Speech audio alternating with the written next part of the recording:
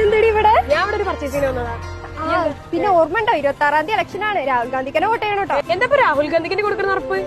എന്താടി പറയണേ, നീ രാഹുൽ ഗാന്ധിയുടെ വാഗ്ദാനങ്ങളൊന്നും വായിച്ചില്ലേ? അപ്പോ എന്താണ്? 1 മഹാലക്ഷ്മി പദ്ധതി. അതെന്താണെന്നറിയോ നിനക്ക്? പാവപ്പെട്ട കുടുംബത്തിലെ സ്ത്രീകൾക്ക് പ്രതിവർഷം 1 ലക്ഷം രൂപ നൽകുന്നുണ്ട്. അപ്പൊ പിന്നെ എന്താ നമുക്ക് വോട്ട് ചെയ്തൂടെ? 2 തുല്യനീതി. ഇപ്പൊ നീ PG പഠിച്ചുകൊണ്ടിരിക്കുവല്ലേ, ഇത് കഴിഞ്ഞാൽ ജോലി വേണ്ടേ? ജോലി വേണമെങ്കിൽ എന്താ? കേന്ദ്ര സർക്കാർ നിയമനങ്ങളിലെ 50% നമുക്ക് വേണ്ടി സംവരണം ചെയ്തിട്ടുള്ളത്.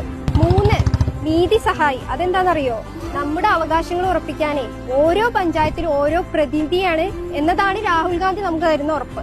ഇനിയുണ്ട് 4ാമത്തെ കാര്യം. അത് നമുക്കൊക്കെ ഭയങ്കരമായിട്ട് ഇമ്പോർട്ടന്റ് ആയിട്ടുള്ള കാര്യമാണ്. നമ്മളൊക്കെ പുറത്തു പോയിട്ട് വർക്ക് ചെയ്യേണ്ടി വരില്ല. അപ്പൊ നമുക്ക് ഹോസ്റ്റൽ എന്ന് പറയുന്ന അത്ര ഇമ്പോർട്ടന്റ് ആയിട്ടുള്ള കാര്യം. ആ ഹോസ്റ്റൽ പോലും ഇപ്പൊ ഉള്ളതിനേക്കാൾ ഇരട്ടിയാക്കുന്നുള്ള ഉറപ്പാണ് നമുക്ക് രാഹുൽ ഗാന്ധി നൽകുന്നത്.